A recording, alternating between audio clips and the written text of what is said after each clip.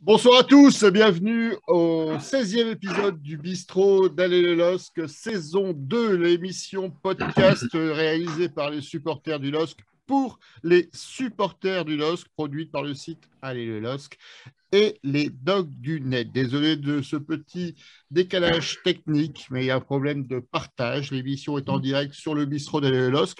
Si l'un des piliers veut bien, pendant que je présente, essayer de la partager sur le groupe Allez le LOSC, ce sera parfait. Je suis bloqué techniquement, donc je vous laisse faire. Je sais que vous êtes des experts en la matière. Au sommaire, cette semaine, deux parties distinctes. Une première partie spéciale formation, une question, y a-t-il des jeunes aujourd'hui pour remplacer l'effectif pro dans cette période de mercato? Et en deuxième partie, nous essayerons d'analyser le prochain rendez-vous en Ligue 1 du LOSC, Marseille-Lille, à l'OM pour un coup fin, une blague qui ne se traduit pas à l'oral mais uniquement à l'écrit. Cette semaine, nous avons des piliers que vous connaissez parfaitement. Donc, notre Dunkerquois, supporter du LOSC. Bonsoir Georges, comment vas-tu? Bonsoir, très bien, et bonsoir à tous. Il est le plus jeune d'entre nous. Il a fait une prestation remarquable à la cantine d'Allez le LOSC juste avant Noël. Il est là, Baptiste de la page Breaking Dogs. Bonsoir Baptiste. Bonsoir François, bonsoir à tous, merci du compliment. Le plus noble d'entre nous, Julien des Dogs de Paris. Monsieur le comte, bonsoir, comment allez-vous? Ça va très bien, je suis content de vous retrouver et je suis content que Stéphane soit avec nous. Voilà, il a annoncé, c'est notre invité de cette semaine. C'est quelqu'un qu'on connaît très bien sur le site Allez le LOSC. C'en est presque un des pères fondateurs, hein, si je puis m'exprimer ainsi. Pas tout à fait, on a dû arriver à peu près au même moment, mais... Début des années 2000. Tout à fait, début des années 2000. Donc, c'est quelqu'un qu'on a toujours le plaisir de voir parmi nous et c'est quelqu'un qu'on a toujours le plaisir d'inviter lorsqu'on doit parler des jeunes. Donc, Stéphane Elbecq, qui est responsable du site Allez Lille. Bonsoir Stéphane. Bonsoir à tous et merci de l'invitation. Ben, je t'en prie, c'est un plaisir.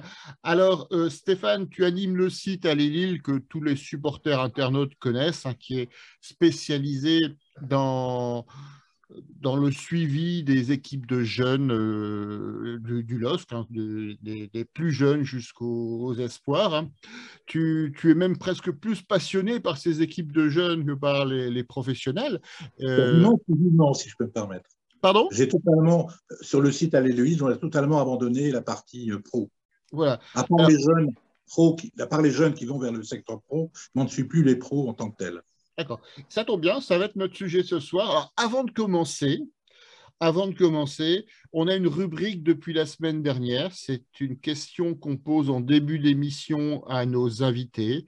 La rubrique s'appelle « La question à la con ».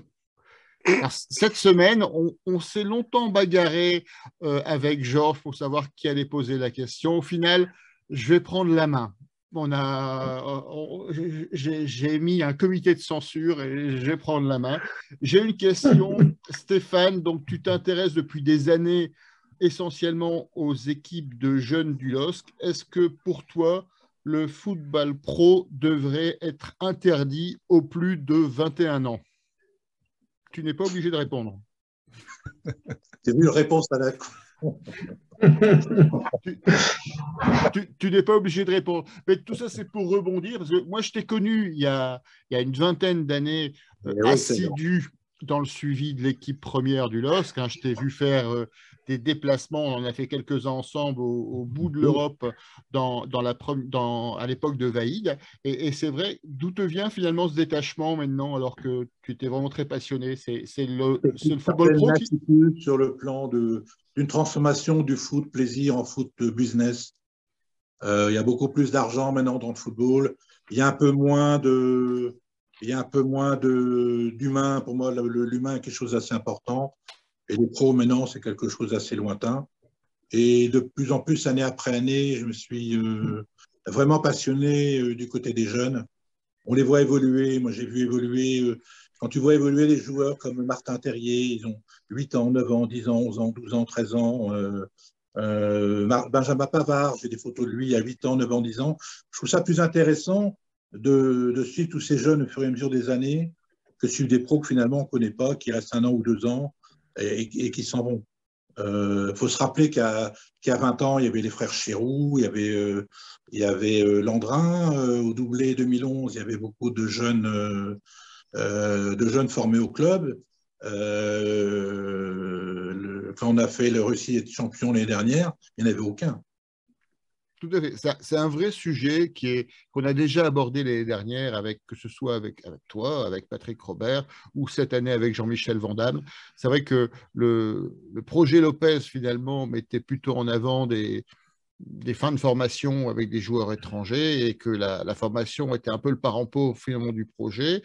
Aujourd'hui, on reparle de la formation, même si on ne constate pas encore dans les faits beaucoup de jeunes qui ont leur chance dans l'équipe première.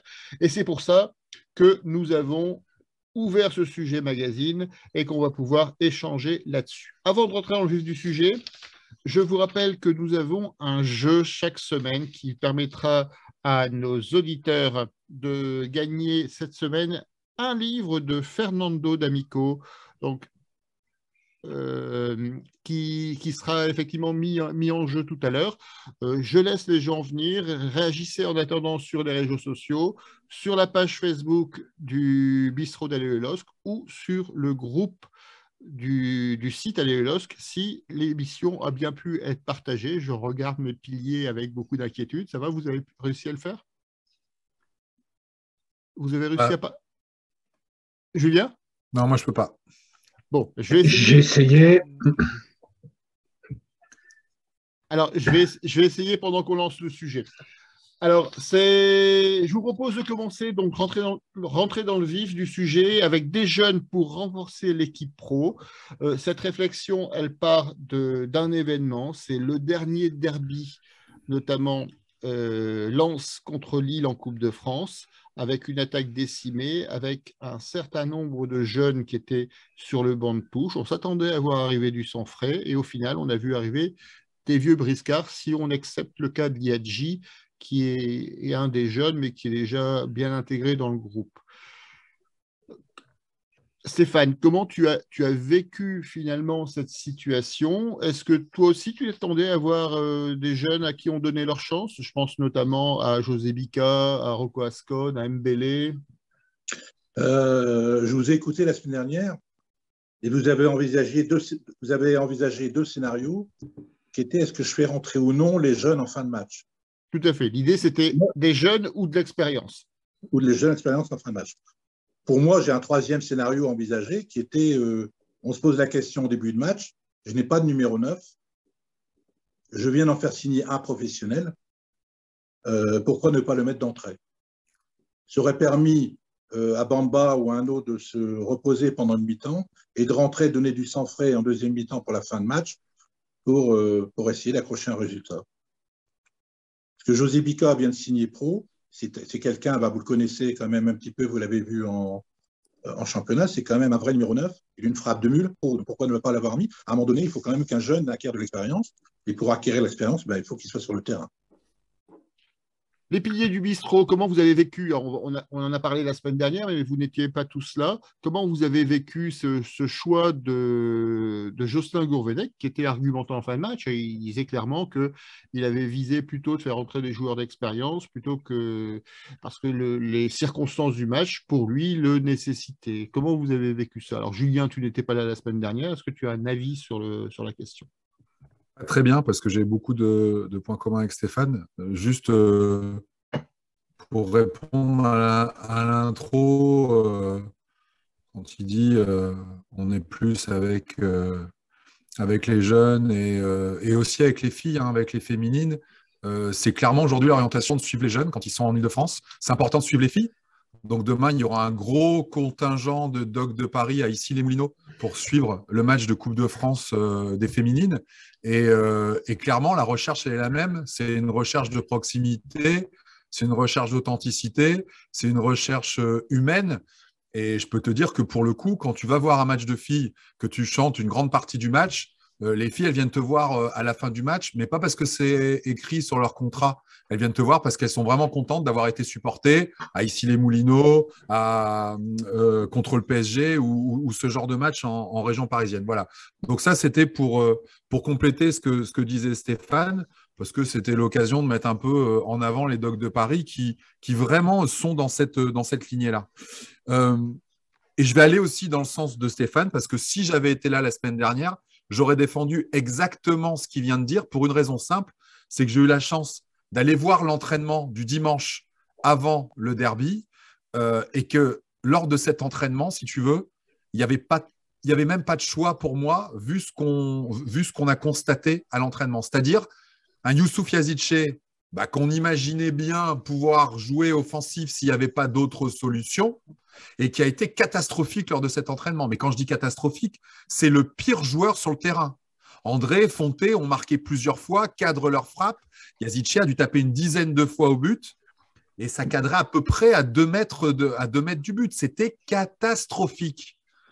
Je n'imaginais pas qu'il puisse être titulaire. Pour moi, c'était inconcevable. Et à côté de ça, comme l'a très bien dit Stéphane, tu as un Bika qui a une frappe de mule, qui cadre tout, alors qu'il n'est pas super brillant. Moi, il ne m'a pas époustouflé. En revanche, son réalisme m'a époustouflé. C'est un jeune qu'on venait de signer. Et pour moi, c'était évident qu'on allait jouer avec un neuf comme on joue d'habitude et que le mec qui allait remplacer Jonathan David, c'était José Bika. Et pourtant, on a vu jouer Youssouf Yazidche, qui a été à peu près aussi catastrophique que ce qu'on a vu à l'entraînement. Il a été un peu mieux qu'à l'entraînement. Mais il a quand même raté beaucoup et il a été assez décevant dans l'investissement.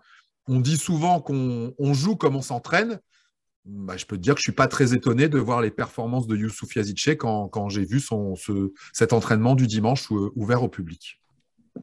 Baptiste, toi aussi, tu t'attendais à l'entrée des jeunes. Tu partages cette analyse ou tu as un avis un peu divergent? Non, bien sûr, je vais rejoindre un petit peu l'idée que j'ai eue la semaine dernière sur le fait qu'on est à 2-0 à la 60e minute de jeu et de faire rentrer un jeune, ça aurait pu vraiment amener du sang neuf. Je regarde encore la composition là, que j'ai sous les yeux et je vois trois, je vais dire, moins jeunes. Alors j'enlève Yacoubèche au poste de gardien. Il y avait Dabila, Jérémy Pied et Isaac Liadji. J'en ai d'ailleurs parlé avec mon cousin qui me disait, je suis sûr que Gourvenec va mettre Dabila, Jérémy Pied et Liadji, peu importe le match. Je rappelle sur le banc qu'il y avait quand même José Bika, il y avait Exocé Pembele, Gora Goubert, Rocco Ascon, qui sont pour les 4 pros. Donc ils sont professionnels, c'est pas des jeunes, ils ont l'habitude aussi des fois de s'entraîner avec les professionnels. Donc pourquoi pas faire rentrer, je l'avais dit la semaine dernière aussi, José Bika à la place de Yazidche ou Bamba, vraiment pour faire courir les défenses. Il restait vraiment une demi-heure de jeu, je pense que ça aurait pu les user. Vraiment, ça aurait pu nous aider et malheureusement, il a préféré faire rentrer Isaac Liedji, même pas en milieu droit, un poste qui n'était même pas le sien. Je ne me rappelle plus. Il a fait jouer Jérémy Pied milieu droit, enfin plus. Latéral droit qui nous a fait une défense à 6 avec Yves Dabila, donc c'est assez bizarre. D'autant plus qu'on sait que Jocelyn Gourvenec est un coach qui aime bien faire jouer les jeunes. Je l'avais dit avant. Il a lancé quand même Aurélien Chouameni, Jules Koundé, etc. Et c'est très bizarre de ne voir aucun jeune, d'autant plus qu'ils étaient vraiment tous là sur le banc. On peut se poser la question de la proximité du mercato. Hein. Est-ce qu'il ne fallait pas faire jouer une dernière fois Yazidche en espérant qu'il fasse 2-3 trucs pour mieux le prêter et pour qu'il sorte? Ou aussi, ça peut être un message de l'entraîneur, cette volonté de mettre uniquement là, les titulaires, les pros sur le terrain. C'est un message envoyé à l'étang pour lui dire, tu vois, je suis trop court. Tu vois que je n'ai pas assez de joueurs. Je te réclame des joueurs. Il m'en faut. Quand on met là les joueurs, on a quelques blessures, quelques Covid, tu vois, on n'y arrive pas, c'est trop court. Et d'ailleurs, le résultat a failli lui donner tort parce qu'à 2-0, on était quand même content et on pensait bien se qualifier, quoi. Mais si on va même encore au-delà, c'est vrai que tactiquement, moi, je ne comprends pas, je vais dans le sens de ce que tu dis, Baptiste, je ne comprends pas qu'on fasse rentrer un pied, je ne comprends pas qu'on se mette à défendre à 6, alors que 20 minutes avant la fin, Yazidche, déjà qui n'a pas fait grand-chose, il est cramé de chez cramé, tu peux le sortir encore plus tôt et faire rentrer Bika, qui va empêcher justement la construction du jeu en mettant un pressing d'enfer sur les défenseurs lensois, quoi. Enfin, pour moi, cette défaite, elle est pour Gourvenec. Et c'est dommage parce qu'on avait vachement bien entamé le match. Ce 2-0 était vraiment cool. Mais pour moi, la défaite, elle est pour lui. Georges, tu es également de cet avis? Tu penses qu'il fallait plutôt mettre de la jeunesse sur le terrain en fin de match ou tu comprends finalement Gourvenec qui a misé sur l'expérience et après tout, à une minute près, il avait raison. Ouais, enfin, moi, je voudrais revenir un petit peu. C'est vrai que Christophe avait évoqué la semaine dernière le Cagliari, mais dans un autre contexte. Alors, en l'occurrence, c'est vrai que c'est pas évident pour un jeune d'arriver dans un groupe aussi étoffé qui vient d'être champion de France. Enfin, je refais le lien avec, vous savez, ce que je repensais à l'époque Puel où il avait une génération fabuleuse, il pouvait faire rentrer autant de jeunes qu'il voulait, il y avait un vrai turnover. Là, c'est beaucoup plus complexe, mais en même temps, la différence avec le match de Wolfsburg où il fait rentrer Biaggi dans des conditions un petit peu compliquées, c'est que là, justement, le groupe était complètement décimé et que c'était l'opportunité d'intégrer des jeunes dans une situation de confiance parce qu'on les attendait, on en avait besoin. C'était pour le coup peut-être pouvoir créer un vrai appel d'air. Donc il y a peut-être eu de sa part une frilosité qui au final, oui, nous coûte cher, puisque par-delà savoir si c'est un jeune ou pas, on a quand même joué sans attaquant de pointe et au vu des occasions vendangées, enfin, je ne pense pas qu'à ça, j'en parlais la semaine dernière, certains raids aussi de Yacidze qui étaient tellement lisibles qu'il a aussi cassé des contre-attaques qui auraient pu amener d'autres occasions. Ouais, c'est un échec. Je pense que pour le coup, s'il y a bien un match qui faisait exception à cette idée de certaine frilosité avec les jeunes, c'est celui-là, puisque c'était l'occasion que jamais on avait besoin d'eux pour cette fois-là. Alors Stéphane, toi qui connais bien les jeunes, qui les vois évoluer en N3 ou dans les compétitions de jeunes, est-ce que ceux qui étaient sur le banc qui ne sont pas rentrés, donc je crois qu'il y avait Ragoubert, Mbélé, Ascon et Bika, est-ce qu'ils avaient les moyens de rentrer dès le début du match justement pour dynamiser le groupe ou simplement on pouvait les considérer comme des subs de fin de match qui pouvaient rentrer en fonction des circonstances? Est-ce qu'ils ont déjà le niveau finalement pour franchir l'étape? Rocco Ascon est dans le groupe pro depuis l'année dernière. Mais le problème, c'est qu'en fait, il ne joue jamais. Il ne joue jamais. Il joue quasiment jamais plus non plus en National 3. Donc, en fait, il a perdu beaucoup de rythme. Et le faire rejouer l'entrée, à mon avis, c'était pas possible. C'était pas jouable. Pour moi, je reviens sur ce que j'ai dit tout à l'heure. Le plus apte, c'était José Bica. Mais effectivement, rentrer à l'heure de jeu, faire rentrer un peu de sang frais à l'heure de jeu, un joueur comme Exaucé Pembele qui n'est pas très loin, il ne faut pas oublier qu'Exaucé Pembele, c'est un joueur qui est né en 2002, donc qui est encore un an plus âgé que Rocco Ascon, et c'est cette année ou jamais pour lui d'intégrer le groupe pro. S'il n'entrait pas en Coupe de France, je ne vois pas très bien quand est-ce qu'il pourrait rentrer. Il restait encore Hugo Ragoubert. Hugo Ragoubert n'a pas encore eu beaucoup d'expérience au niveau des pros, mais je voyais surtout, moi, José Bica. Est-ce que on peut considérer ça comme une déception pour eux? Est-ce qu'ils auront d'autres chances pour toi d'ici la fin de saison? Parce qu'on arrive, c'est la deuxième partie finalement du sujet, on arrive à un mercato où on voit partir des forces offensives. On a Jonathan Ekoné qui a signé à Fiorentina. On annonce le prêt de Youssouf Yazidche. Il y a des places qui vont se libérer. Est-ce que selon toi, parmi ces jeunes, il y a des joueurs qui pourront prendre des places et profiter du mercato s'il n'y a pas de renfort externe qui vient d'ici la fin du mois? La réponse a été un peu donnée et le signal n'a été pas très positif au vu du match de Coupe de France. On a vu qu'au moment du match de Coupe de France, il y avait beaucoup d'absents et pourtant, Jocelyn Gouvernec n'a fait rentrer aucun jeune. Depuis la période Lopez-Campos jusqu'à Jocelyn Gouvernec, dites-moi quel est le joueur qui est rentré en jeu. On a vu, à l'époque de Galtier, parmi les jeunes, Nias qui est rentré une fois. Rappelons-nous qu'il est rentré une fois en Europa League, mais Galtier l'a fait jouer latéral droit, c'est-à-dire un poste qu'il n'a jamais joué. Même s'il était plutôt bon sur ce match-là, il n'y avait jamais joué. Sinon, Rocco Ascon, effectivement, on l'a vu, il a brandi le trophée de champion de France l'année dernière. Ils ont bien fait une mise en valeur en deuxième partie de saison dernière. Il a eu le trophée de champion de France, mais l'avez-vous vu jouer en pro? Il n'a jamais joué en pro. Chernias, début de saison, il était parti, l'année dernière, il était parti du côté de Panathinaikos, il était devenu titulaire. Il me semble que Panathinaikos, c'est une D1 grec. Il est entré ici. À aucun moment, Jocelyn Gourvenec, je parlais tout à l'heure de Gatier, à aucun moment, Jocelyn Gourvenec m'a donné sa chance.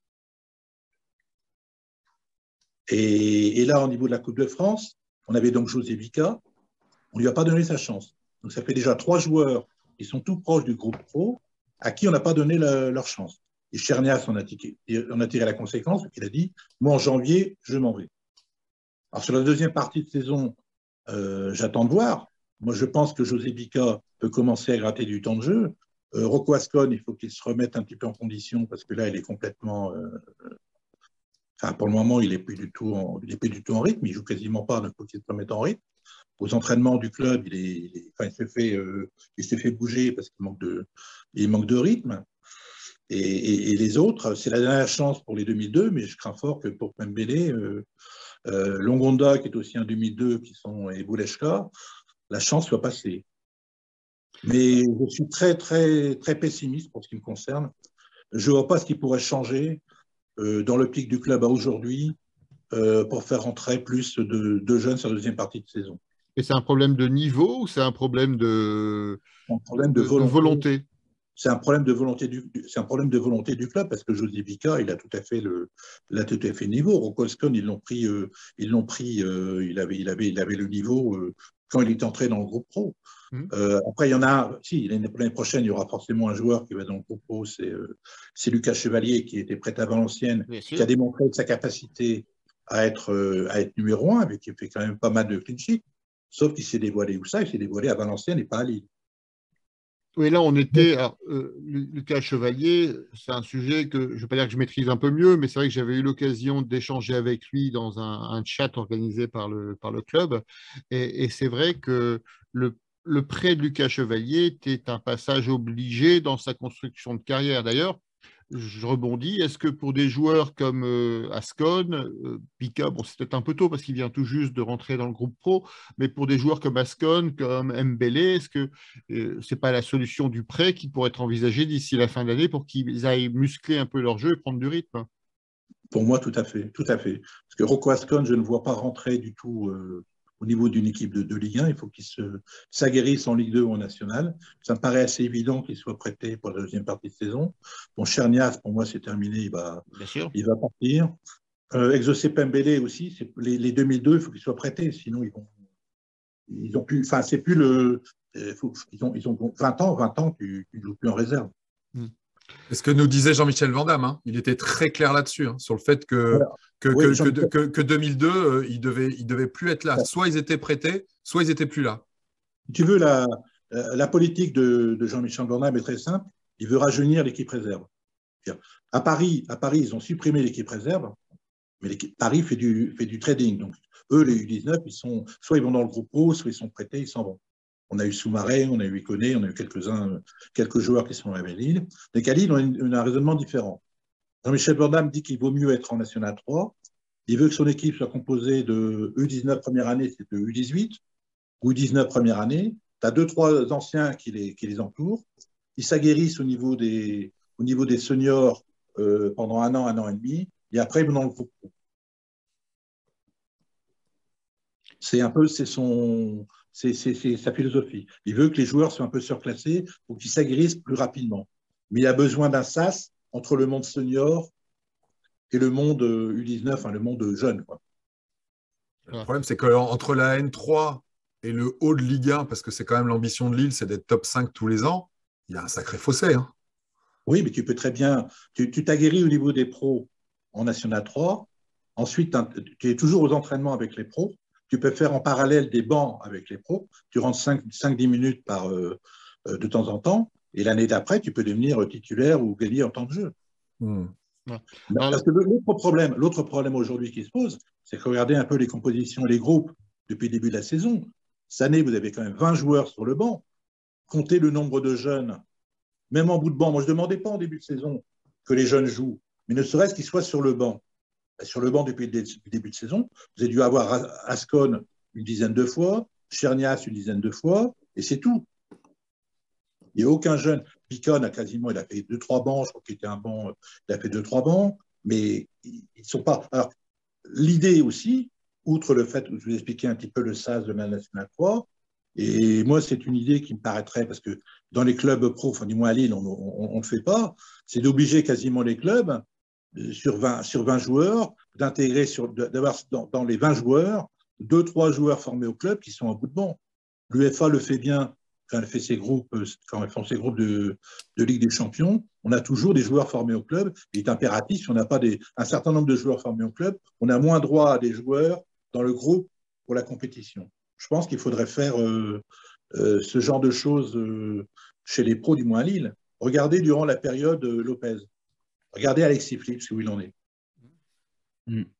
On n'a jamais voulu l'intégrer à l'entraînement des pros. Regardez où il en est. Il est à Reims. Il est devenu peu à peu titulaire. Et si vous regardez les matchs de Reims, c'est même lui qui tire le plus souvent les coups de pied arrêtés. À Lille, on n'en a pas voulu.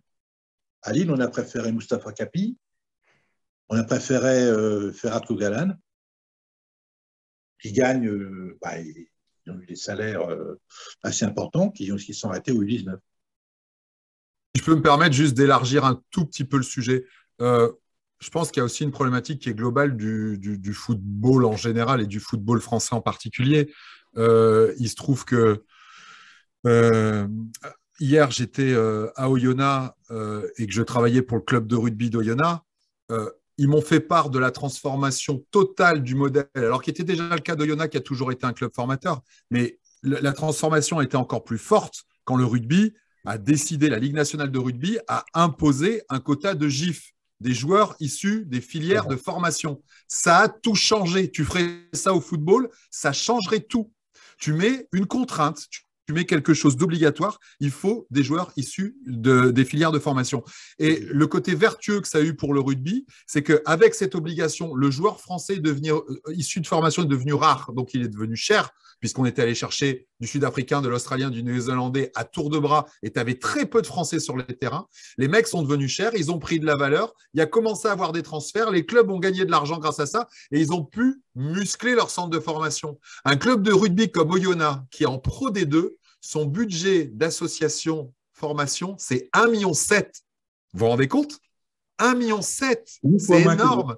8 fois moins. Le LOSC, c'est 8 millions. C'est incroyable. Dans le rugby, il y avait 8 millions. 8 millions. 8 millions, c'est le football. Les montants n'ont rien à voir. Les mecs, ils font 1,7 million en Pro D2. On voit bien que c'est bien plus important que ce que représente le montant du LOSC aujourd'hui. C'est complètement bluffant. On parle d'argent, ça fait réagir Georges. Vas-y. Non. Mais je crois qu'en l'occurrence, le rugby, c'était aussi un besoin nécessaire, parce que comme tu l'évoques, les grands clubs français surnageaient en Coupe d'Europe avec des équipes de légions étrangères, et ça se faisait vraiment au détriment de l'équipe de France. Il faut se souvenir quand même de ce qu'était l'équipe de France de rugby il y a 3-4 ans. C'était un naufrage, quoi. On n'était pas on perdait à la maison contre les Fidji, on n'était pas foutu de battre le Japon, et on se retrouvait même sur des postes clés avec des joueurs qui nous manquaient. D'ailleurs, voir la gueule qu'a l'équipe de France aujourd'hui, c'est que finalement, cette formation a payé, et très bien payé aussi de ce point de vue-là. Mais moi, ce qui m'interroge, c'est vrai que je ne suis pas beaucoup les jeunes, et que j'ai suivi beaucoup plus quand j'étais sur la région. Mais finalement, on a toujours cette espèce d'image d'Épinal de l'équipe première qui est la vitrine d'un club. Et de plus en plus au niveau du football, et pas qu'à Lille, finalement, cette vitrine, elle se déconnecte un petit peu du reste du magasin. Elle devient une espèce de truc complètement à part, où il n'y a plus cette connexion. Et moi, je me souviens d'un club dans lequel joue mon fils, où c'était assez désastreux, parce qu'on voyait, comme Stéphane l'évoquait, les jeunes montaient de catégorie en catégorie, et tout d'un coup, après les juniors, les U19, il y avait une espèce de triangle des Bermudes où ils disparaissaient complètement, et on le trouvait disséminé dans d'autres clubs. Et c'est vrai que c'est finalement ce lien à l'identité d'un club au niveau local.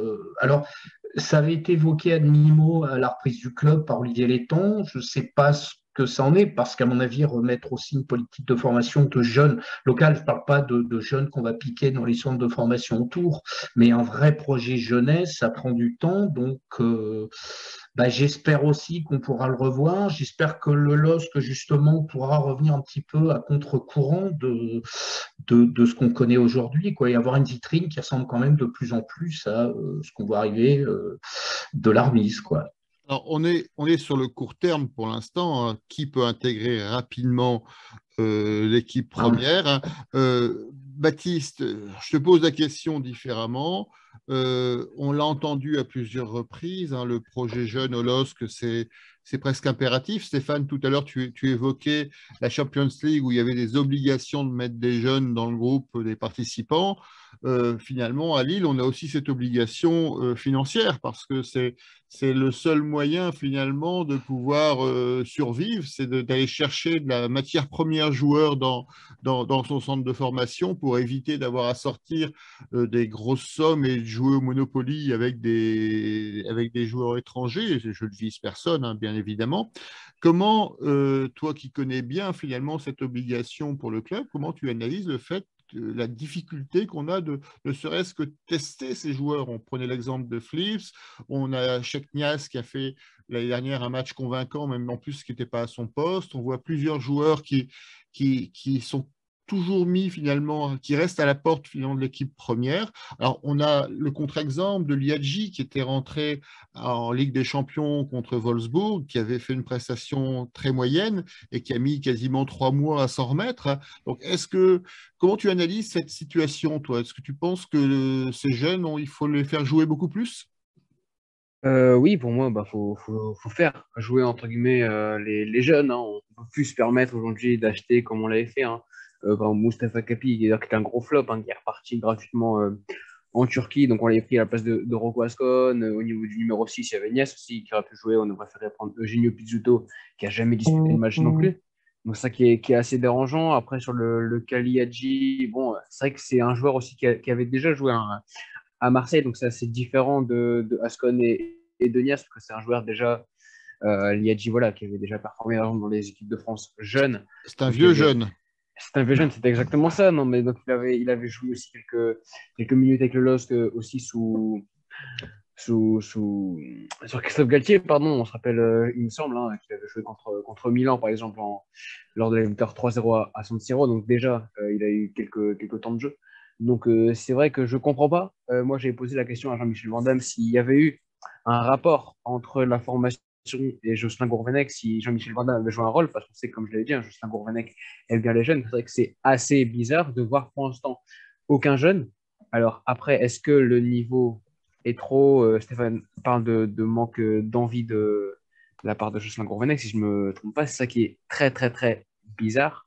Surtout qu'on signe encore plus de contrats pro, parce qu'il me semble que ça fait même pas un mois, on a signé 2 contrats pro, Leniro et José Bica. Je me demande pourquoi mettre des contrats pro et à quoi sert, c'est une question que je pose à Stéphane d'ailleurs, à quoi ça sert de mettre des contrats pro à des joueurs qui peut-être ne verront jamais l'équipe première en face pendant un match? Là, il faut penser aussi qu'il y a une nouvelle politique qui est en train d'être mise en place. Jean-Michel Van Damme n'est pas arrivé il y a longtemps. Il doit réparer un peu les errements. Les errements du haut Campos Lopez. Je ne te parle pas de la grille salariale qui a foutu tout en l'air, des promesses faites à des joueurs qui n'ont pas pu forcément être tenus. Ce qu'il faut savoir qu'il y a quand même quelques joueurs en équipe réserve qui touchent plus que des joueurs de Ligue 2, hein, avec la grille salariale de M. Campos. Donc ça joue. C'est quoi cette grille, Stéphane? C'est quoi cette grille? Cette grille, c'est-à-dire que tu vois des joueurs comme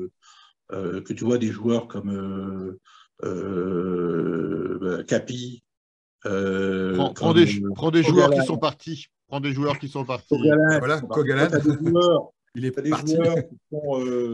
Tu as des joueurs en équipe réserve, tu en as qui sont un peu plus âgés, il y en a qui touchent plus de 10 000 euros par mois, qui n'ont aucune chance de jamais jouer en pro.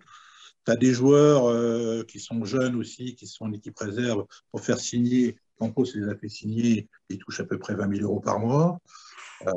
Donc, si tu veux, la grille salariale de l'époque de Van Damme n'a rien à voir avec cette grille-là. Ça n'a rien à voir avec cette grille-là. Alors, ce que j'aime beaucoup, moi, c'est l'attitude de José Bica, parce que José Bica avait à peu près le même type de contrat qu'Agibou Camara. Donc, c'était un peu un 2+3, mais tu réfléchissais au milieu. Enfin, c'était des contrats alambiqués. José Bica a accepté de poursuivre l'aventure. Agibou Camara, il s'est assis dessus.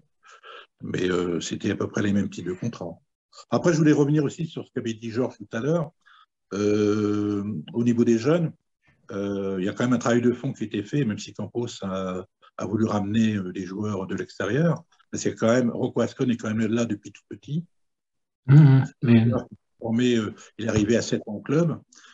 Tu as un joueur qui est en équipe réserve qui a 17 ans, qui s'appelle Baptiste Roland, qui est aussi depuis tout petit au club.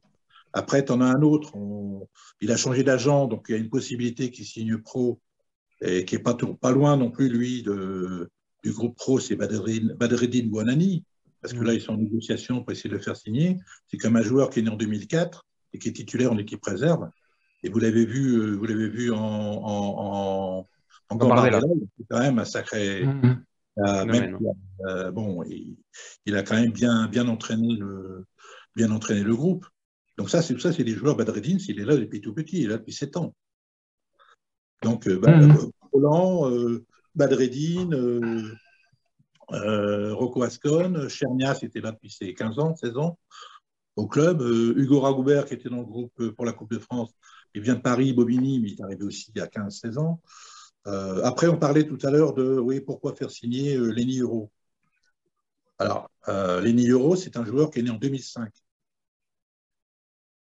Donc, en fait, fin 2005. Il est né en novembre 2005. Donc, il a 16 ans. Il vient de les avoir. Il vient de les avoir. Et tout à l'heure, je discutais avec Jean-Michel Vandamme. Je pense que Lenny Euro, il a signé pro avant Eden Hazard, au niveau de l'âge. Eden Hazard, à 16 ans, 8 mois, il était en pro. Lenny Euro, à 15 ans, il a joué en Youth League. À 15 ans, il est titulaire en U19. Et dans la deuxième partie de saison, il va jouer en National 3. Et l'année prochaine, il va s'entraîner avec les pros. Et moi, je peux te dire que Lenny Euro, pour l'avoir joué, d'ailleurs, je vais mettre en ligne demain, je fais un petit peu publicité pour aller Lille, mais je le suis depuis ses 13 ans, je suis toujours déjà depuis 13 ans. Je vais mettre une photo de lui en U13, en U14, en U15, en U16, en U17, en U18, et en Youth League. Mais c'est un joueur, franchement, Jean-Michel Vandamme le compare à Raphaël Varane. C'est impossible quand tu le vois. Moi, je l'ai vu à l'entraînement ouvert au public. Il était là ce matin-là. Il est arrivé à l'arrache. D'ailleurs, sa mère qui l'a ramené en bagnole. Je pense qu'il n'était pas forcément prévu au départ. Ils ont dû l'appeler à la dernière minute. Ouais. Mais elle est arrivée à toute bringue dans les allées de Luchin. C'était très rigolo comme anecdote d'ailleurs. Et il était bluffant. C'est-à-dire que tu as face à toi sur les exercices où les mecs passaient par les ailes, faisaient des centres pour les attaquants. Tu avais les deux gamins là, qui étaient défenseurs centraux. Un timing sur le jeu de tête, mais incroyable. Il n'y a rien qui passait au niveau du jeu de tête. Le gamin, il vient d'avoir 16 ans là, en novembre. Quoi. C'est incroyable. Il est très, très fort. C'est un top joueur. Il est d'un calme olympien. Alors moi, ce qui est terrible, c'est que je prends, vous savez tous, je prends des photos au niveau des matchs. Essayer de l'avoir avec le ballon, c'est impossible. Parce que lui, dès qu'il a le ballon, il le donne. Et toujours en mouvement. Dans les scènes de cadrer, c'est compliqué. Et dès qu'il a. Non, mais c'est un joueur, franchement, je pense qu'on a de la qualité avec José Bica qui peut apporter. Alors, le problème de José Bica, on a une frappe de mule, il cadre bien, mais c'est un peu fou. Il a besoin d'être canalisé. Tandis que Lenny Euro, c'est un calme olympien. Il est très sécurisant malgré son jeune âge. C'est quelqu'un de. Pour moi, c'est l'avenir. Et si Badreddine Bouanani signe, en plus, si on arrive à faire signer, si Jean-Michel Vandamme arrive à signer ces 3 joueurs, Badreddine Bouanani, s'il arrive à signer. Et si ces 2 joueurs, Bica, parce que, concernant Lenny Euro, il vient d'avoir 16 ans, il faut qu'il passe un stage avec les adultes, donc en National 3 pendant un an et demi, avant de jouer en pro. Il faut quand même qu'il s'adapte. Mais je pense que si Badreddine Bouanani et José Bica peuvent au niveau pour intégrer progressivement le groupe pro avec Rocco Ascon qui reviendra, j'espère, de son prêt.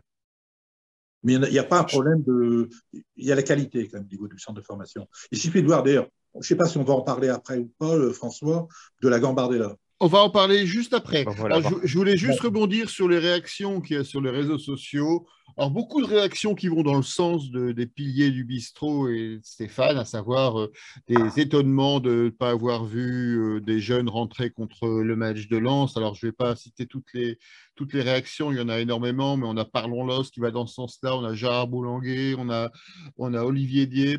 On regrette également, on les a cités tout à l'heure, les départs de Camara, les futurs départs de Nias, de Kofi, qui sont des joueurs qui ont été prêtés, qui auraient pu effectivement aller muscler un peu leur jeu et renforcer l'équipe cette année, et qui, pour des raisons diverses et variées, des fois ce sont des raisons contractuelles, ils sont partis ou ils vont partir sur d'autres cieux. On a aussi des commentaires divergents. On a Olivier qui nous dit finalement, excusez-moi, mais la formation, c'est bien quand on a une formation performante et efficace. Là, on n'est pas forcément aujourd'hui efficace. Et puis, est-ce que le public lillois va pouvoir remplir le stade avec une équipe constituée essentiellement de jeunes issus de la formation? Donc, ce n'est pas son avis. Pour lui, il en doute. Donc, c'est... C'est pas essentiellement. C'est de quelques jeunes. On ne demande pas une majorité de jeunes joueurs. On est un ou deux qui complètent l'équipe. 2011-2012, hein, 2011-2012, 4-5 joueurs majeurs dans l'effectif.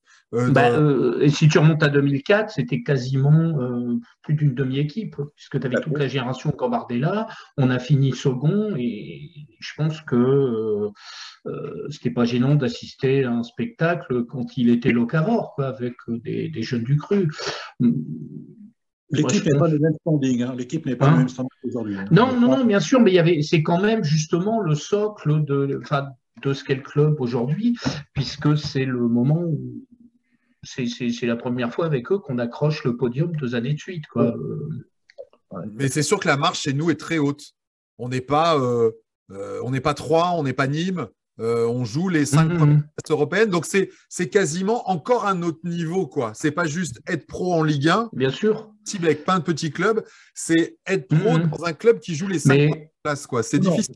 Julien, voilà, c'est ce que j'évoquais, c'était le gros distinguo par rapport à cette génération Puel. Exactement. Finalement, Puel repart sur une espèce de champ de ruines, puisque c'est le moment où Graille et Dayan ont à peu près bazardé tout l'effectif, donc il repart quasiment sur du néant, ce qui a été un travail qui a pris 2 saisons. Il faut se souvenir des 2 premières saisons qui sont un petit peu laborieuses et compliquées, et petit à petit, il étoffe le groupe de jeunes, et l'année où on finit second, c'est absolument fabuleux, parce que à chaque match, quasiment, on voit sortir un jeune, certains qu'on a oubliés, même comme Francard, mais je me souviens d'un match où il arrive à Bordeaux quasiment avec une équipe 3, c'était même plus l'équipe piste, c'était une équipe terre, d'où a émergé de cette équipe-là, on a eu Johan Cabaye, et il y avait cette espèce de construction permanente avec les jeunes.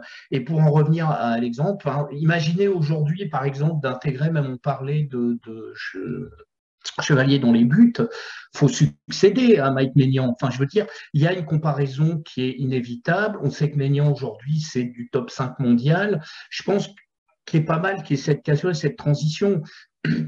C'est vrai que c'est beaucoup plus difficile de rentrer dans un groupe étoffé comme celui-là, où il y a de sacrés joueurs qui, de surcroît, traînent avec eux un titre de champion de France. Donc, mais est-ce qu'on ne va pas être amené à y revenir, de toute façon, de par les moyens qui vont se réduire, quoi. Ouais. Mais il faudra ça, parce que regarde, Yoro, aussi fort soit-il, tu le vois remplacer Botman, Fonté ou même Diallo en défense centrale. Bah non. Pas directement, pas comme ça, c'est pas possible. Ça se trouve pression, c'est pas possible. Alors, on va revenir sur des cas de jeunes qui sont présents ou peut-être on évoque sur le départ.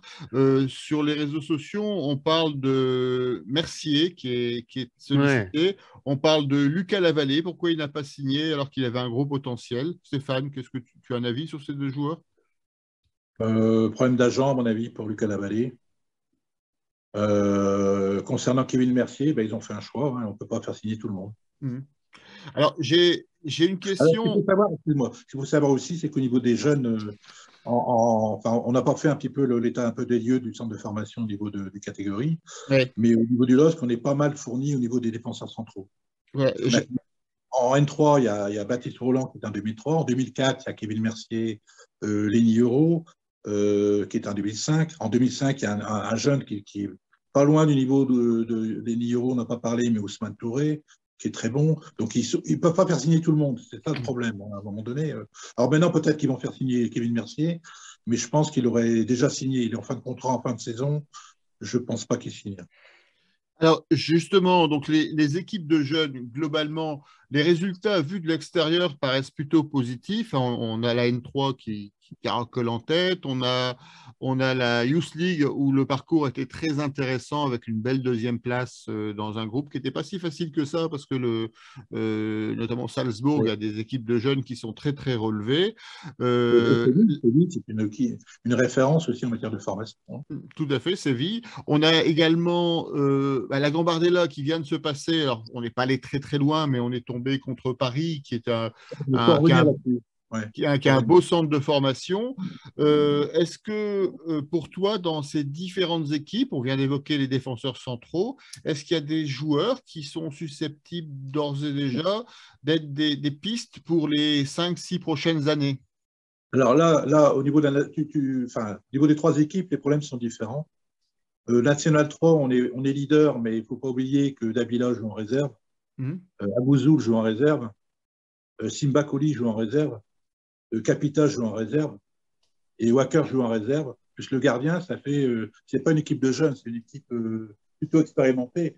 Qu'elle soit en tête d'un championnat régional, ça me semble normal, quoi. Là où on va plus souffrir, c'est à partir de l'année prochaine, quand les plus anciens seront partis, et que Jean-Michel Mondam ira au bout de son idée en faisant jouer des U18 ou U19 première année, encadrés par 3-4 jeunes comme Wackers ou autres, où là, tu risques d'être plus en difficulté. Donc, je dirais que la Nationale 3 sont en tête, même si Stéphane Pichot fait un boulot extraordinaire.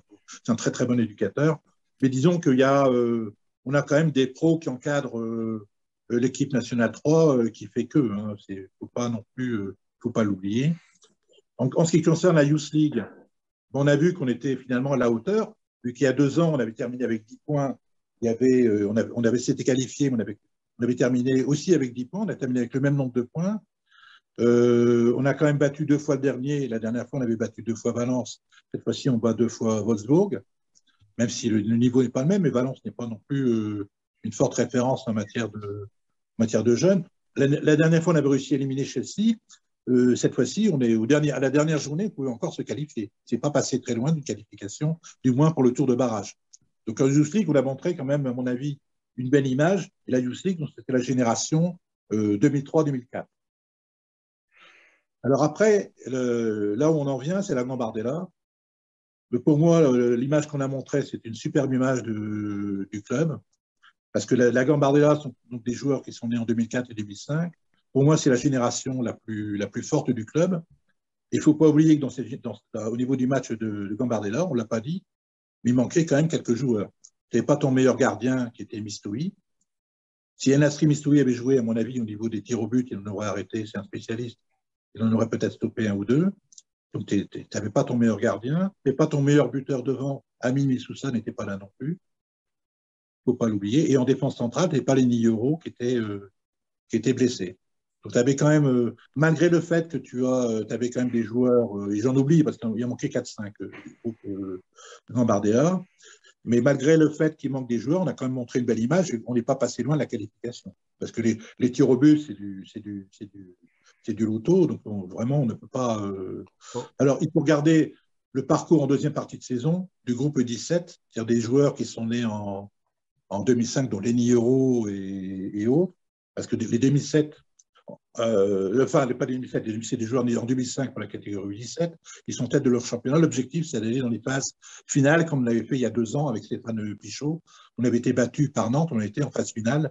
L'objectif cette année était aussi d'aller assez loin en phase finale. Et d'ailleurs, on a vu que, parce que le PSG en U17, il est premier de son groupe, d'un autre groupe du groupe A. On a vu qu'on était, pour moi, on était au-dessus du PSG. On n'a pas eu on s'est fait avoir sur un coup franc anodin en fin de match, mais on aurait dû tuer le match bien avant en marquant 2 ou 3 buts d'avant. Et là, vous avez vu dans cette équipe-là, la 2005, vous avez quand même vu un joueur dont je parlais tout à l'heure, le petit Ousmane Touré, en défense centrale, qui est un très bon joueur. Vous aviez au milieu de terrain, tout le monde l'a vu, il y avait le petit Todd Roman, qui est un joueur qui est un peu frêle, mais on voit qu'il pue le football. Enfin, c'est un joueur un joueur extraordinaire. Devant, on a le petit Victor Poli qui couru comme un malade, il a été pris par des crampes, mais il a bien emmerdé la défense parisienne. Donc on a quand même, dans ces générations-là, on a quand même de très bons joueurs en devenir. Qui a déjà signé pro là, dans ces joueurs-là? Qui a un contrat pro? National 3, il y en a 14 ou 15. Là, il faut savoir que dans les catégories en dessous, c'est des contrats, par exemple, Kevin Mercier, tu es aspirant, après tu signes stagiaire ou stagiaire pro, ou alors tu as les contrats élites. Bika et Guivo Camara, par exemple, c'est des contrats plus ou moins élites, enfin des contrats un peu bizarres, des 2+3, mais ils pouvaient s'arrêter au milieu. Enfin, c'était des contrats un peu. Mais les contrats pro, c'est dans le en N3, tu as. Les contrats pro, tu as Ragoubert qui a signé pro, tu as Bika, tu as Mpembele. Bon, par exemple, Bouleshka n'a pas signé Mais ils ne pro. sont pas tous. Ma question, Stéphane, c'est aujourd'hui, ces joueurs, ces talents qu'on a vus en Gambardella, ils ne sont pas tous sécurisés. On n'est pas sûr de. Si. En fait, il y a, en Gambardella aussi, il n'y a qu'un seul joueur qui n'est pas, je ne dirais pas son nom, mais il n'y a qu'un seul joueur qui n'a pas de contrat. D'accord, ok. Et j'ai une autre question. Tu as cité 3 joueurs qui n'étaient pas là, Lenny Yoro, Nasri Missoui et Ami Missoussa. Des joueurs comme ça qui ont du potentiel, qui sont forts. C'est quoi leur origine régionale? C'est des gamins du Nord ou ils viennent de plus loin?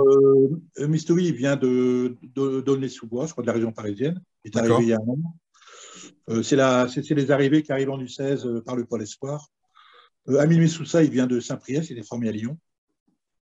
Le petit Todd Vroman, par contre, c'est un joueur qui est là depuis quelques années. C'est un vrai de vrai. Victor Poli, c'est pareil. Il est passé par Lens, mais c'est un joueur aussi du cru. Donc, on n'arrive pas à recruter en région, dans les Hauts-de-France, comme on le faisait avant. Ça reste une difficulté, ça? Oui, parce que j'ai oublié qu'il y avait aussi, on a recruté belge aussi. Il y a 2 joueurs qu'on a recrutés en Belgique. Wassim Lantaki, qui a joué en Youth League et qui joue en équipe en réserve, qui vient de Belgique. Donc, Belgique, c'est le grand bassin. Mais si, on a quand même Rocco Ascon, c'est de la région. Ouais, c'est de la région. Poli, c'est de la région. Yoro, il est venu, mais il est arrivé tout jeune, mais bien d'Alfortville, mais il est arrivé à Lille à 10 ans. Et je te pose la question, si tu veux, parce que quand on en avait parlé avec Jean-Michel Vandamme, la notion de club partenaire est vraiment de ce maillage de la région. Bon, on n'avait pas eu beaucoup le temps de l'aborder. En plus, ça ne paraissait pas le point prépondérant de ce qui était mis en place. Non, c'est pas le. Là, ils ont des cellules de scouts qui sont indépendantes du partenariat que fait le LOSC avec les clubs. Les partenariats avec les clubs, c'est plus pour faire des échanges d'éducateurs qui viennent voir un peu ce qui se passe au club, etc. Rien à voir avec le travail de scoutisme que font les scouts sur le terrain pour aller chercher des joueurs. Enfin, si, pourtant, quand tu fais ça, quand tu as cet échange, de bons procédés. Oui, les meilleurs joueurs des clubs partenaires, effectivement, ils sont signalés. Voilà. C'est ça. C'est un peu l'idée. C'est l'idée. D'accord, on est d'accord là-dessus. Mais il y a quand même, je pense qu'il y a quand même, enfin, il y a beaucoup de joueurs de la région qui sont quand même, j'en ai cité quelques-uns, mais il y en a beaucoup quand même de la région dans les différentes catégories. Alors, Stéphane, même si... On vient d'en prendre, bon, tu me diras, pour se contredire, on vient d'en prendre 2, là, il y a 2 Africains qui vont arriver en équipe réserve, Rosier et puis un gars qui vient des brasseries du Douala, là. Ouais. Donc les 2 qui ne sont pas encore au LOSC, qui vont arriver ici prochainement pour le National 3. Alors, il y en a qui été repéré par la cellule pro, et l'autre, c'est un contact de Jean-Michel Vandamme, les brasseries Douala. Mais les 2 vont arriver prochainement. C'est évidemment 2 étrangers, mais on a besoin, dans n'importe quel club, tu as besoin de compléter ton effectif là où tu as des manques par des joueurs venus de l'extérieur. Tu ne peux pas faire autrement. Dans l'état d'esprit du centre de formation, toi qui les vois régulièrement, est-ce que tu sens quelque chose de changé par rapport à avant, entre guillemets, un certain renouveau, ou il n'y a pas vraiment de changement par rapport à l'époque Lopez Campos? Lopez Campos, c'était quand même Fernando de la Cruz qui était directeur du centre de formation, donc c'est quand même quelqu'un du cru. Il a été aussi éducateur au LOSC, quand même, il y a quelques années au niveau des U19. Il est passé par Moucron. Il y avait Jérémy Dos Santos, c'est pareil, c'était aussi un joueur du cru. Non, les éducateurs, en fait, Jean-Michel Vandamme est arrivé avec quelques... il a amené Sébastien Penacchio qui est revenu au club. Tu as Stéphane Pichot qui est revenu au club pour prendre l'équipe réserve qu'avait avant Fernando de la Cruz. Mais il n'y a pas eu tellement de révolution, sauf au niveau, mais alors c'est plus technique. Jusqu'à présent, il faisait la méthodologie utilisée, c'était la périodisation tactique, avec beaucoup de jeux sans ballon et pas de physique. Jean-Michel Vandamme a insisté pour qu'il y ait un peu plus de physique et du jeu de ballon et un peu plus d'entraînement. Ils sont actuellement à 7 entraînements semaine quand même. Alors, Ouais. Ils m'ont aussi évoqué au niveau des pros, par exemple des jeunes pros, ils vont essayer de mettre en place un accompagnement spécifique pour ceux qui signent pro, c'est qu'ils s'entraîneraient avec le groupe pro le matin, mais ils travailleraient encore l'après-midi au niveau musculation, des compléments pour se remettre à niveau, pour bien être dans le rythme. d'accord, une intégration finalement progressive dans le groupe partiel. Voilà. Là, ça va changer à ce niveau-là. Alors, j'ai une deuxième question à la con qui m'est venue pendant l'émission parce qu'on a évoqué tout à l'heure une marche très haute finalement entre les équipes de jeunes, la réserve et le groupe professionnel. Ma question, Stéphane, est-ce qu'il ne faudrait pas racheter le club de Moucron et de Boavista, Gérard Lopez? Gérard Lopez est en train de vendre Moucron. C'est pour ça. Mais le problème du club de Moucron, c'est qu'il a été longtemps... comment dirais-je, le coffre-fort d'agents, et c'est pas forcément un club pour le moment. Je citais ces deux clubs pour faire un bon mot. Maintenant, ma question, elle se traduit, est-ce qu'il ne faudrait pas trouver justement des clubs nourriciers, un peu comme on le fait avec Valenciennes pour Lucas Chevalier, pour justement aguerrir nos jeunes qui sont aux portes de la Ligue 1, mais qui n'ont pas encore les moyens de sauter la marche, pour qu'ils aillent faire leurs preuves et les faire revenir peut-être la saison d'après et leur donner vraiment leur chance cette fois-ci, plutôt que de les voir partir à bout de souffle. Là, on a failli avoir un gros souci avec Valenciennes, parce que Valenciennes, au début, Lucas Chevalier est arrivé à Valenciennes pour jouer, et puis il se blesse. Tout à fait. Et à ce moment-là, on a le président de Valenciennes qui fait venir un gardien de Dijon, qui n'a pas donné satisfaction, et Lucas Chevalier est reparti. Mais effectivement, si tu prêtes un joueur qui ne joue pas, il y a un problème. D'où l'idée, effectivement, d'avoir un club partenaire. Sauf que si tu as un club partenaire, moi j'ai suivi Moucron aussi pendant quelques années, pendant l'époque où Lille, justement, était l'actionnaire.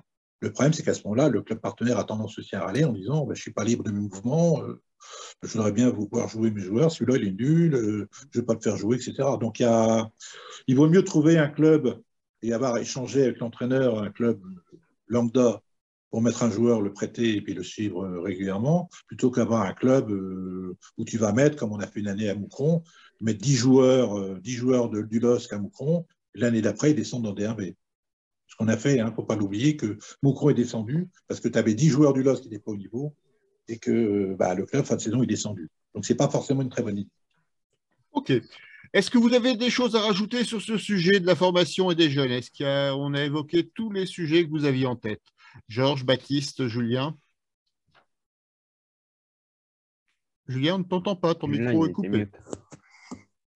Non, je disais que c'était toujours aussi génial d'écouter Stéphane. C'est la Bible de la formation lilloise. Merci.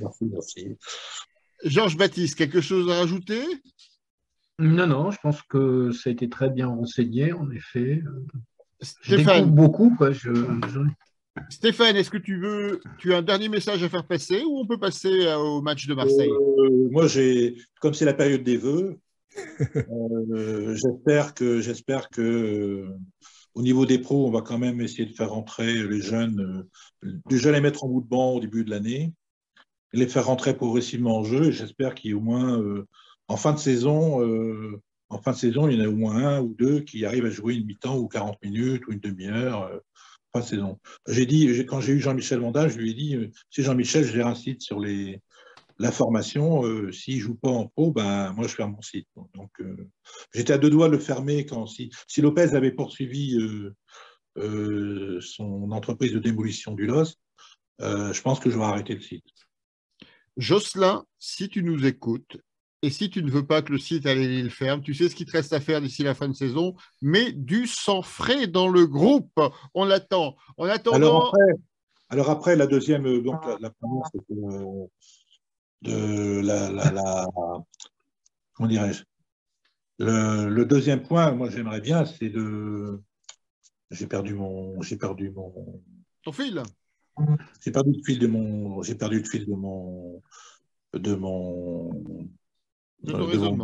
raisonnement. Euh, aussi. C'est pas grave, hein, on te souhaite la santé. Voilà. Non, la deuxième, il faut observer le groupe. Pour moi, au niveau de, enfin, moi j'ai un gros souhait aussi, c'est que le groupe U17 aille aussi en phase finale du championnat. Écoute, on espère. En tout cas, ce sont des vitrines qu'il faut mettre en avant.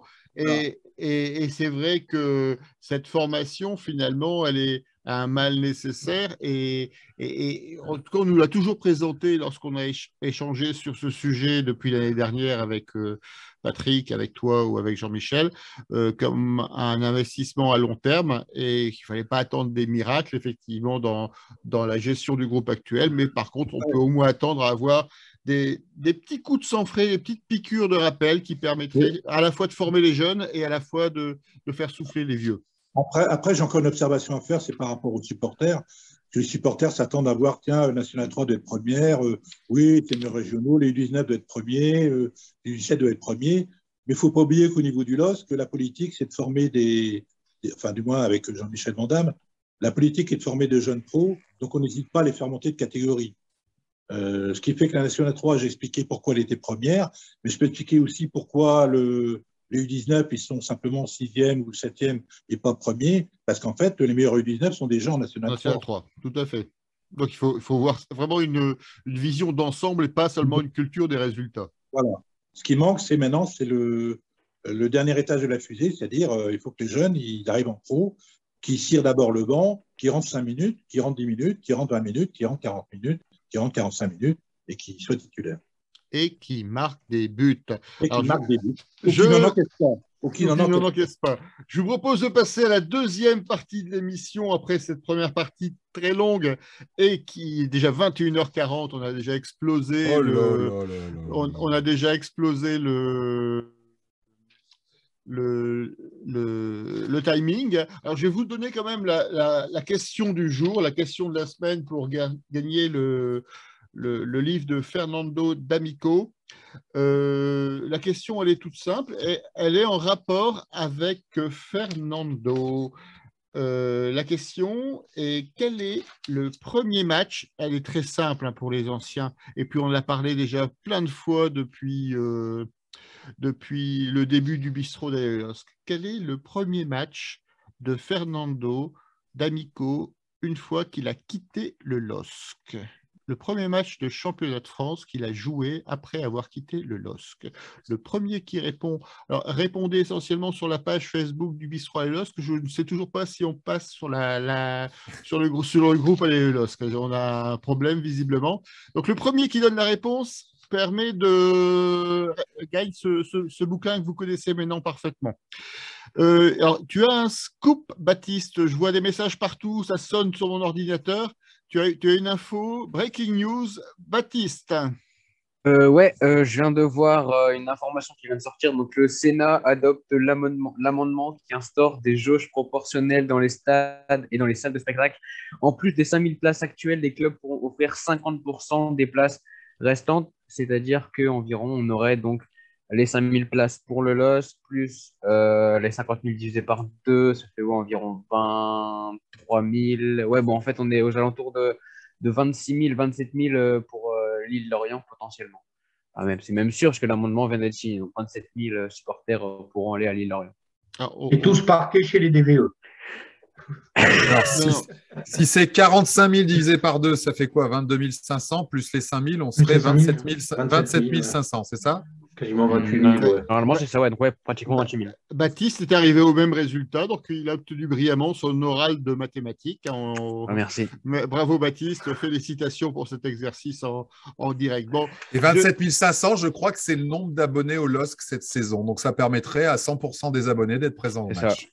Ce serait effectivement une excellente nouvelle. Maintenant, c'est mon côté assureur. Il faut faire attention aux alinéas et qu'il n'y ait pas un petit texte sous réserve de l'approbation du préfet départemental qui aurait son droit de veto pour pas. Donc voilà, on va voir comment ça va s'appliquer et à partir de quand ça va s'appliquer surtout. Oui, mais là, c'est le Sénat qui a voté.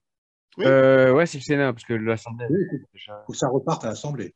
Tout à fait. Donc, Mais ça veut dire que ce ne sera pas forcément effectif pour Lorient. Lorient, c'est mercredi 19, hein, donc c'est mercredi prochain.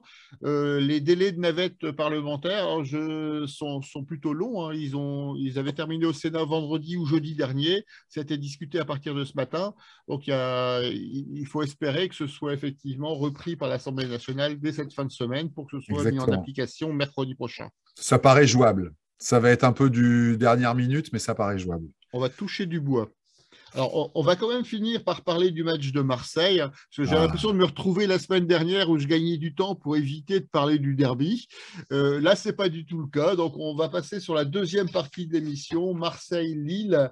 Donc, à l'OM pour un coup fin. On a une rencontre, c'est la reprise du championnat après le report du match de Lorient à Marseille. 3e du classement, 36 points. Lille est 10e après le match qui n'a pas été joué cette semaine avec 28 points. Nous sommes à 8 points des Marseillais, mais à quelques points seulement du 3 points de Rennes qui est 4e. Comment voyez-vous ce match? Question traditionnelle. Comment vous le sentez? Georges, tu n'as pas parlé beaucoup depuis le début de l'émission. J'ai un peu la sensation, même si c'est un peu moins le cas pour Lille maintenant, de voir quand même deux équipes absolument impronosticables. Mais pour souvenir, Marseille est 3e et paradoxalement, je trouve que sur les matchs allés, c'est quasiment notre match le plus facile. C'est l'équipe contre laquelle on a eu le moins de difficultés. Moi, ça me rappelle. On rappelle qu'on gagne 2-0 avec 2 buts de Jonathan David. C'est ça. Et d'ailleurs, je crois qu'en championnat, c'est la seule fois où on gagne plus d'un but d'écart. Moi, c'est d'un adversaire que j'ai trouvé relativement moyen, notamment défensivement, où il y avait quand même, entre la charnière centrale et les latéraux, des boulevards. Je les ai revus jouer contre un Bordeaux moribond. Ils gagnent sans que ce soit extrêmement convaincant. Et en même temps, ils sont 3e, quoi. Ça me rappelle, je pense, il y a 2 ans, on avait un championnat à peu près similaire avant que ce soit coupé par le confinement, où pareil, on avait ça stagnait pas mal derrière le PSG. Et je crois que c'est l'OM qui avait fini second avec une équipe un peu sur le même registre, c'est-à-dire que c'était assez inconstant, ineffable, mais ils étaient là, quoi. Donc, moi, je pense qu'il y a un coup à faire. Je pense que si on a un LOSC armé, comme on l'a eu sur les derniers matchs, avec le retour des titulaires, si on garde ce mental qu'ils ont eu à Lens sur la première heure de jeu, je pense vraiment qu'il y a un coup à faire, quoi. Alors, surtout que quand on regarde les résultats de Marseille, alors ils sont 3e, il faut le signaler, 3e, et il y a déjà un groupe qui se détache. On voit Paris qui est largement devant, on voit Nice et Marseille qui ont 36 points. Derrière, le 4e est à 31 points, donc il y a déjà 5 points. Et rappelons-nous, Marseille a un match en retard. Baptiste, comment tu vois cette rencontre en sachant que Marseille a plutôt des difficultés quand il évolue à domicile et qu'on les sent un peu plus à l'aise à l'extérieur? Comment tu vois ce match au Stade Vélodrome? Ouais, c'est exactement ça, hein, par rapport à leurs supporters. Alors, je ne sais pas si c'est une pression. Maintenant, au niveau, si c'est la pression des supporters, normalement, c'est même sûr, il n'y aura que 5000 spectateurs. Donc, un Vélodrome qui sera qui sera d'ailleurs même pas rempli, donc l'ambiance, il sera moindre. Lille aime jouer contre les gros, Lille est fort contre les forts, entre guillemets, hein. J'ai l'impression que Lille est une équipe miroir, une équipe qui s'adapte à l'adversaire. Donc moi, j'ai pas de grandes difficultés à voir ce match de Monaco remporté par Lille. Après, il faudra voir aussi au niveau des cas de Covid, hein. On sait que le variant tourne beaucoup. Alors à Lille, ils ont été touchés la semaine dernière, donc plusieurs joueurs ont été testés positifs. Du fait qu'ils seront là pour l'OM, on le verra toute la saison parce qu'ils ne peuvent pas rattraper ce virus. Donc ça, c'est important à voir aussi au niveau des cas à Marseille. Maintenant, moi, je vois vraiment Lille s'imposer face à Marseille, étant donné que Lille aime bien jouer contre les gros et qui plus est, comme l'a dit Georges, Marseille, où nous avons battu 2-0 au dernier match sur un doublé de Jonathan David. D'ailleurs, hein, Jonathan David, sur les 2 derniers matchs contre l'OM, c'est 2 doublés. Voilà. Ta réaction, Julien, après celle de Baptiste, qui nous a décrit le tremblement de terre qui a déplacé momentanément le Stade Vélodrome à Monaco? Bah, ils ont tout dit, hein. En effet, on est face à deux équipes qui sont impronosticables. Ça, c'est Georges qui l'a dit. Et Lille est une équipe miroir. Ça, c'est Baptiste. C'est merveilleux. Tout est dit. Si je vais un peu plus loin et que je complète ce que tu as dit, François, vraiment, je rebondis sur tout ce que vous dites.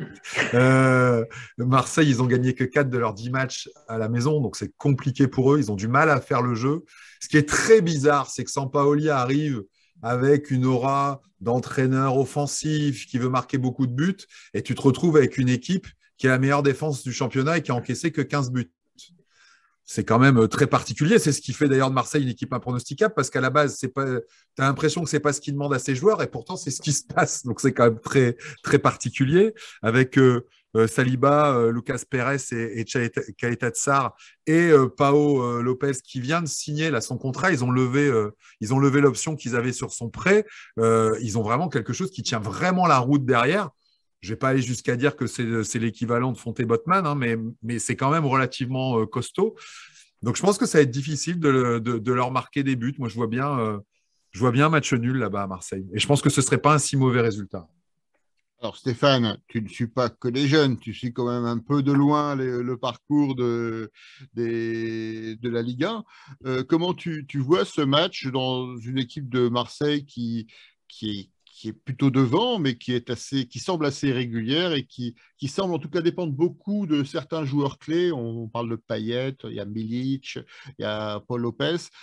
Comment tu vois cette rencontre, de reprise en fait au stade Vélodrome? C'est un match qui sera prenable, facile, difficile? On a battu Marseille en première partie de saison, alors que le LOSC n'était pas encore en mode.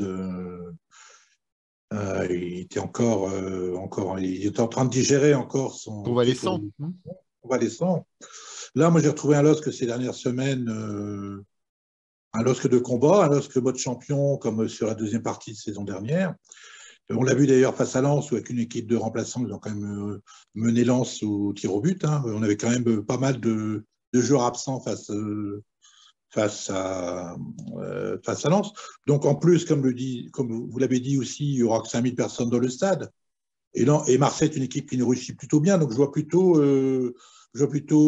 si David est dans de bonnes dispositions, est présent, je vois plutôt un succès relativement facile du LOSC. Moi, je le trouve plutôt facile.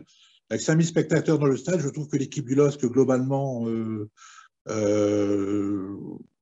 est supérieure individuellement et collectivement à celle de Marseille, qui est très imprévisible et qui dépend un peu trop, à mon avis, d'un seul homme, c'est-à-dire de Dimitri Payet, tandis qu'à Lille, on a quand même une défense très solide. On a un Benjamin André qui tient la baraque au milieu, et devant, on a, si en plus Bourak commence à se réveiller, ça peut faire très mal devant.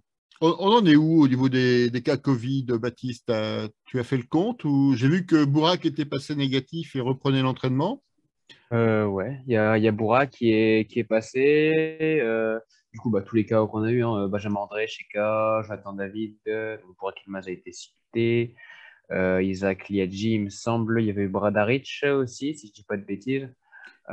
Dites-moi si je me trompe. Hein, Apparemment, c'est ça. apparemment Fonte aurait été déclaré positif après le match de Lens. Je ne sais pas si vous avez eu cette info. J'ai vu cette info, ouais. Je sais qu'André avait été. Donc oui, mais ça veut dire qu'il sera opérationnel pour. Ouais, avec la période exactement. Et André avait testé positif le mardi, avait été testé négatif le mercredi, donc il avait loupé la rencontre de Lens. Et après, au niveau des cas de Covid, c'est ça. Et après, il y a toujours l'effet vaccination pour certains joueurs du LOSC, mais ça, on ne va pas rentrer dans les détails.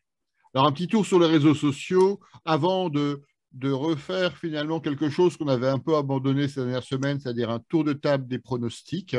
Donc, un petit tour des réseaux sociaux. Alors, d'abord, Capenoul, qui est le premier à avoir répondu, donc Le Mans-LOSC, qui est le premier match de Fernando D'Amico après avoir quitté le LOSC. On l'a évoqué plein de fois, ce match. Stéphane, tu étais présent, si je me souviens bien. Ouais. Et d'ailleurs, je me demande si Capenoul n'était pas présent d'ailleurs ce jour-là. Je n'ai plus le souvenir précis, il nous confirmera une prochaine fois. Donc Capenoul, donc, il gagne le match, qui gagne le livre match à de qui gagne le livre de Fernando. Je vais essayer un effet spécial. On va voir si ça va fonctionner. Voilà, game Wow. football infini. Il est trop fort. Avouez que vous êtes impressionné. Bon, C'est plus François Stock, c'est jamais une Steven baffe pareille Spielberg. depuis Jurassic Park. Hein. Tout à fait. Je m'auto-félicite. Donc voilà, donc Le Mans lance Le Mans, donc 0-0 le 2 août 2003, effectivement un match où on avait beaucoup rigolé et beaucoup d'émotions à la fin quand on a retrouvé les frères d'Amico sur le parking du stade Bollaert. Les réseaux sociaux sont également plutôt positifs. On a Olivier qui voit une victoire. Gildas qui nous dit que c'était à l'aller le match le plus abouti de la saison collectivement et de loin. Et Gildas qui nous dit, qui fait une remarque qui est assez pertinente. En plus, Mandanda, qui fait toujours des matchs de fou contre nous, ne sera pas dans les cages et c'est un gros avantage pour le LOSC. Voilà. Je vous propose maintenant de faire ce dernier tour de table. On va pas parler beaucoup de Marseille, mais on aura l'occasion d'y revenir la semaine prochaine. Donc, le petit tour de table des pronostics. Alors, Stéphane, tu voyais une victoire. Essaie de préciser si tu peux donner peut-être le nom d'un buteur ou des buteurs pour départager. Moi, je dirais 1-2 pour Lille. Et je dirais, en buteur, je dirais, allez, Burak, parce qu'il faut quand même qu'il se... Il y a un but sur un corner, enfin je dirais un but de Fonté de la tête. Il n'y en a pas mis cette année, je pense. Si, il y en a bien. Non, Fonté n'a pas mis cette année. Non. Le spécialisé stats, c'est Baptiste. Hein. C'est Baptiste, hein, c'est lui qui. S'il n'a pas l'information, donc ce sera de sa faute et il devra réviser pour la prochaine fois. Un but de Fonté, un but de Burak et un but forcément du spécialiste en face, là, Payet. De Payet. Baptiste, justement. Toi qui es spécialiste des statistiques, est-ce que tu es spécialiste des pronostics? Alors, concernant déjà la statistique sur José Fonte, je vais rechercher dans mes matchs, mais il me semble qu'il n'a pas marqué cette année. Ni son penalty d'ailleurs, il n'a pas marqué, donc il n'a jamais fait trembler les filets. Mais du côté du match, c'est simple, il y aura 2-1 pour le LOSC, avec à Marseille qui voulait peut-être, c'est vrai que Dimitri Payet pourrait nous en marquer un, mais du côté de Lille, il y aura bien sûr Jonathan David qui adore l'équipe de Marseille. Mais en plus, on aura un but de la tête, et cette fois-ci, d'Abadou Onana, lui qui va continuer sa belle lancée. Wow. Donc un but d'Onana, et c'est parfait, on gagne 2-1. Bon, 2-1, donc encore une fois. Julien, est-ce que tu as un avis différent? Ouais, évidemment, j'ai envie qu'on leur marche dessus, hein, c'est l'Olympique de Marseille, mais je ne sais pas pourquoi. Moi, je sens un match nul, je sens le 1 partout, avec un but de David et un but de Chaeta Sarr sur corner. Georges, est-ce que tu veux nous donner ton pronostic? Bon, 1-0 pour Lille, but de Bika. On en prend note. Hein. Ça vaut de l'oseille, ça vaut du pognon. Oui, non, mais... on va tous aller mettre une pièce de 10 € sur ce pronostic. Alors moi, je vous donne le mien, mais vous savez que je suis toujours aussi mauvais pronostiqueur. Je pense que le match va être plus difficile qu'on peut le croire, parce qu'on risque peut-être de manquer un peu de rythme sur ce match. Et c'est vrai que les reprises après les interruptions à Lille sont toujours un peu difficiles. Donc, je ne serai pas forcément aussi optimiste que vous. Je ne vais pas avoir une victoire de Marseille parce qu'il ne faut pas exagérer non plus. Mais un match nul, un bon vieux 0-0 des familles, ça ne me surprendrait pas trop, même si j'espère bien évidemment une victoire brillante. Voilà, je pense que nous avons fait le tour de l'actualité de cette semaine. Je voulais remercier Stéphane d'être venu participer avec nous à cette émission. Merci Stéphane. Merci à vous. Un mot pour conclure? Oui, espérons que la deuxième partie de saison soit bénéfique pour tout le monde. Hein. Pour les pros qui remontent au classement, il y a une qualification européenne. Et pour les jeunes qui terminent bien la saison et qu'on a au moins une catégorie qui aille en phase finale. Merci Stéphane, merci Georges de ta participation une nouvelle fois cette semaine. Merci, j'espère aussi un vœu pour l'année, puis un petit tour en plus, voire 2 en Ligue des Champions. C'est la période des vœux, Baptiste, merci. Tu as aussi un vœu pour notamment la Ligue des Champions? Non. Si, j'ai peut-être un vœu pour vous. Si vous avez envie d'être riche, pariez sur la victoire du LOSC en Ligue des Champions. Il soulève le trophée. La cote est à 250. Voilà, je dis ça, je dis. Moi, j'ai déjà pris mon argent, j'ai déjà mis 1 € dessus. Voilà. Julien, est-ce que tu vas miser sur la victoire de Lille en Ligue des Champions? Bien sûr, bien sûr. Au moins 10 euros. Ouh. Bon. Merci en tout cas, Julien, de ta participation. Moi, je ne vais Merci à pas. vous, c'était super. Ouais. Moi, je ne vais pas miser sur la victoire de Lille en finale de Ligue des Champions parce que, vous savez, je suis un très mauvais pronostiqueur. Par contre, j'ai déjà réservé mes billets pour Saint-Pétersbourg le 28 mai et on va tout péter là-bas. Je vous souhaite, en tout cas, je remercie les auditeurs du podcast qui ont été nombreux à réagir ce soir. Merci donc aux piliers du bistrot. Merci Stéphane. Merci à tous. Je vous souhaite une excellente semaine avec le LOSC et comme chaque semaine, je termine en disant... Allez, le LOSC! À Allez, bientôt! le LOSC. Au revoir. À bientôt. Bonne soirée à tous. Bonsoir à tous.